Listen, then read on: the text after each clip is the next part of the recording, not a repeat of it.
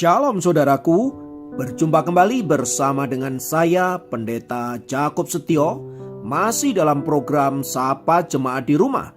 Kali ini kita akan bersatu bersama-sama, mari kita berdoa. Bapa kami rindu, firman-Mu sungguh memberkati kami, dan biarlah melalui renungan firman itu, kami semakin dikuatkan, diteguhkan di dalam pengiringan kami akan Engkau.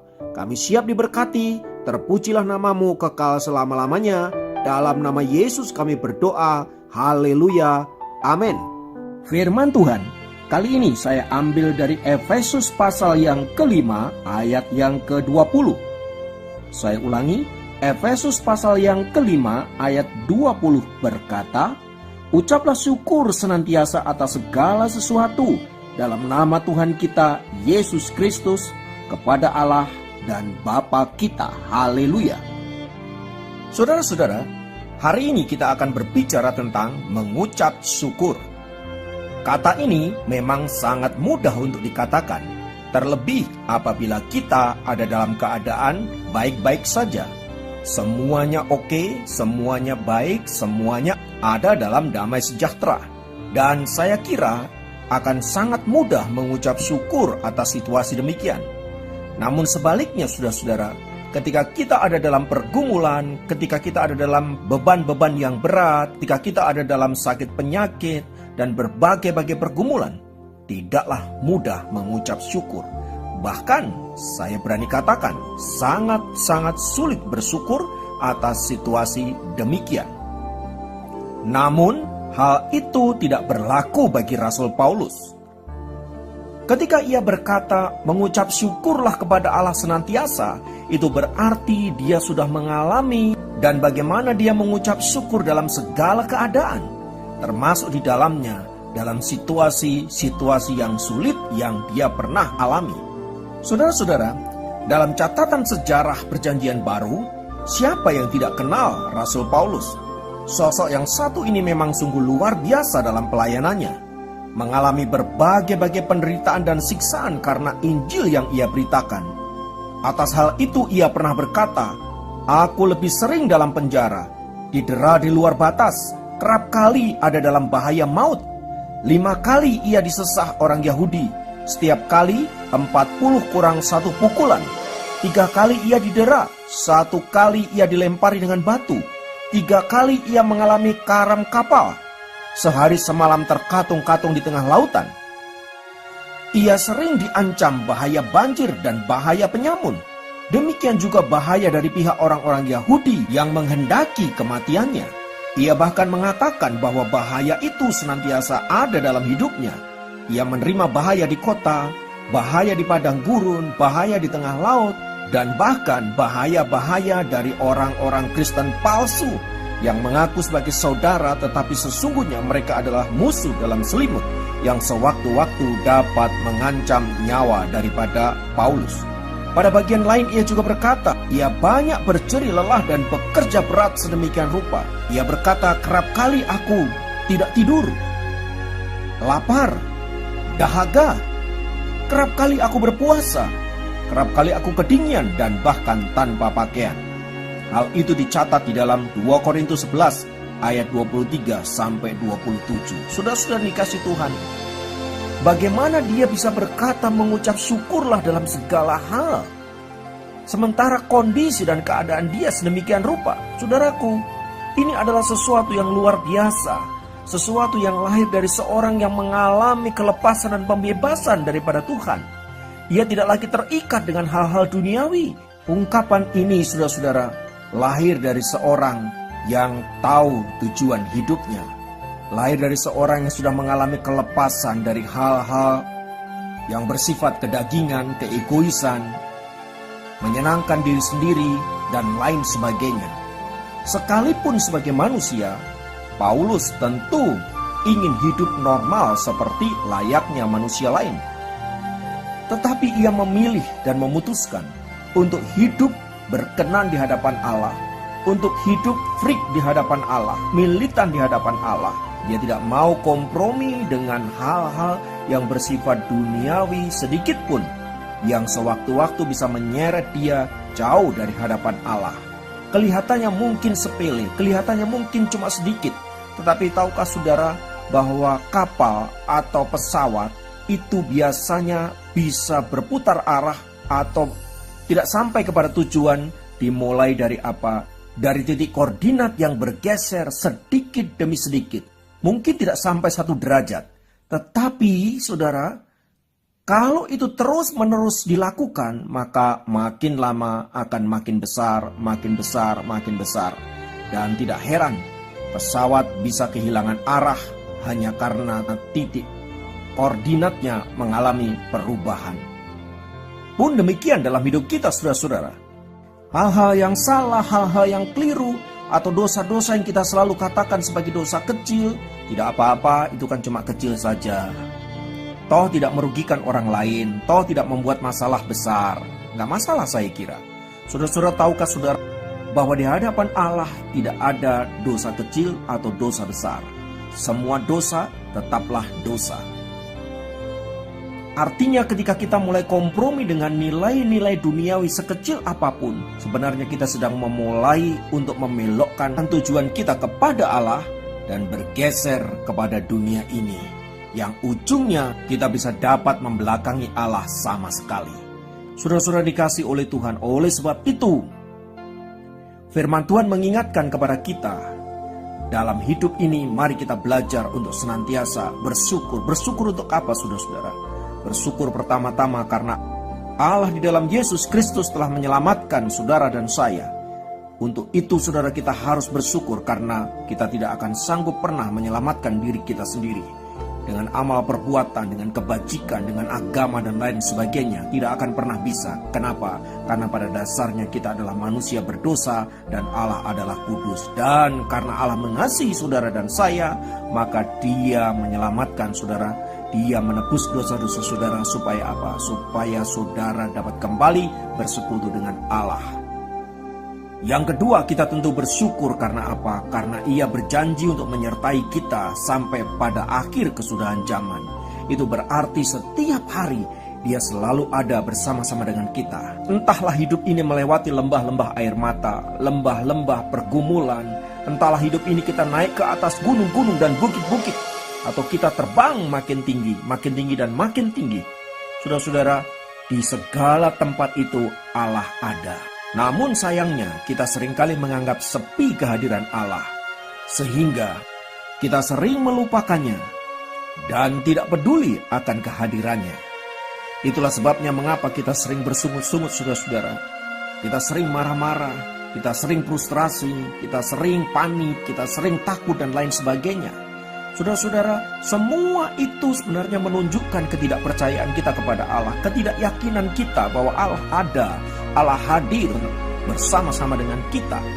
Saudara-saudara, dalam segala hal itu kita harus yakin bahwa Allah ada bersama dengan kita. Dan untuk itu, mari saya mengajak kita untuk bersyukur di hadapan Allah, sebab penyertaannya sempurna. Dan dalam segala perkara kita hadapi dan kita jalani, ingat Allah turut bekerja untuk mendatangkan kebaikan bagi orang-orang yang mengasihi Dia. Oleh sebab itu tetaplah semangat, naikkan ucapan syukurmu kepada Allah, dan jalanilah hidup ini dengan semangat, dengan berpengharapan, dan tetaplah menjadi pemenang di dalam Tuhan kita Yesus Kristus. Haleluya, mari kita berdoa. Bapa, kami naikkan pujian dan syukur untuk anugerah-Mu yang luar biasa, untuk segala sesuatu yang Tuhan sudah kerjakan dalam hidup ini, terutama untuk keselamatan di dalam Tuhan Yesus. Karena itu kami membawa ucapan syukur kami, pengagungan kami kepada-Mu, karena Engkau telah menyatakan hal-hal luar biasa dalam hidup kami. Biarlah kami senantiasa mengucap syukur, dan biarlah hati kami dilimpahi dengan damai sejahtera. Terpujilah nama Tuhan. Di dalam nama Yesus kami berdoa. Haleluya. Amin.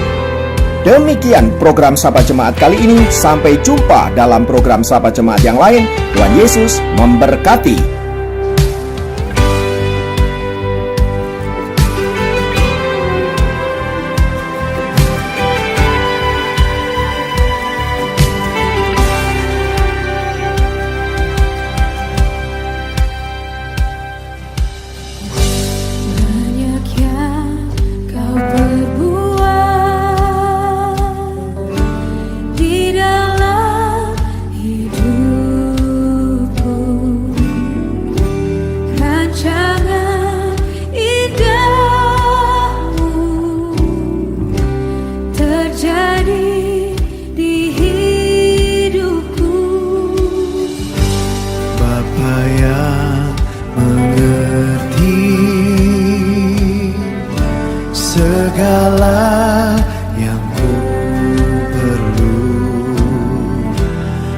kasih-Mu sempurna,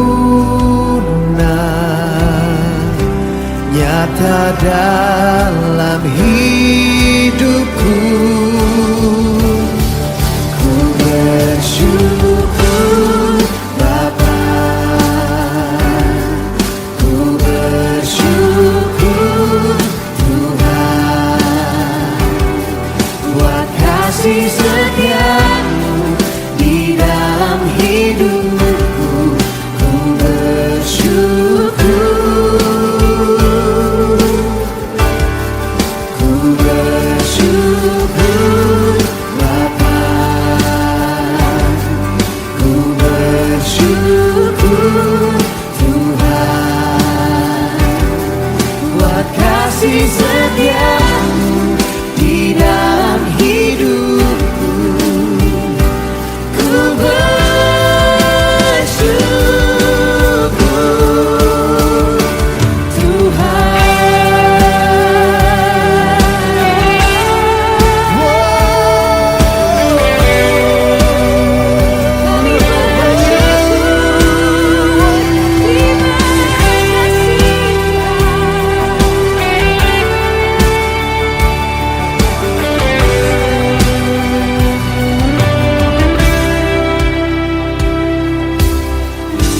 banyak yang Kau perbuat di dalam hidupku. Rancangan indah-Mu terjadi di hidupku. Bapa yang mengerti segala yang ku perlu. Kasih-Mu sempurna, nyata dalam hidupku. Ku bersyukur Bapa, ku bersyukur Tuhan, buat kasih setia-Mu di dalam hidupku. Ku bersyukur, ku bersyukur Bapa, ku bersyukur Tuhan, ku bersyukur Tuhan, buat kasih setia-Mu di dalam hidupku. Ku bersyukur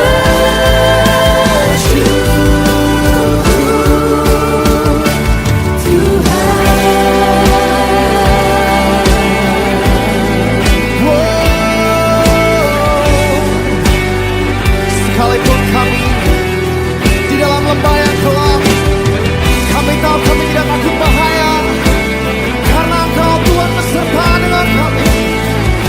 Dan dari hati kami katakan kepadamu Tuhan, tak ada lembah kelam yang tak ku lewati tanpa hadir-Mu.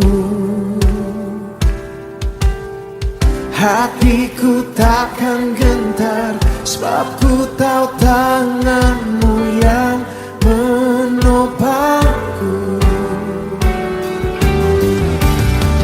Tak ada lembah kelam yang tak ku lewati tanpa hadir-Mu. Hatiku takkan gentar, sebab ku tahu tangan-Mu yang menopangku.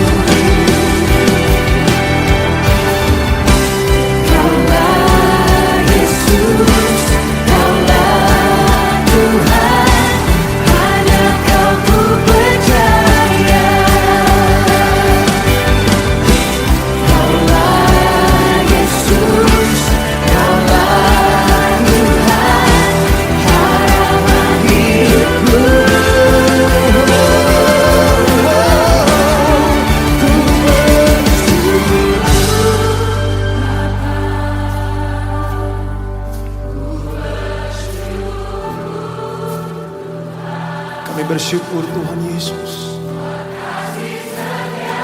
Kebaikan-Mu tidak pernah habis-habisnya Tuhan.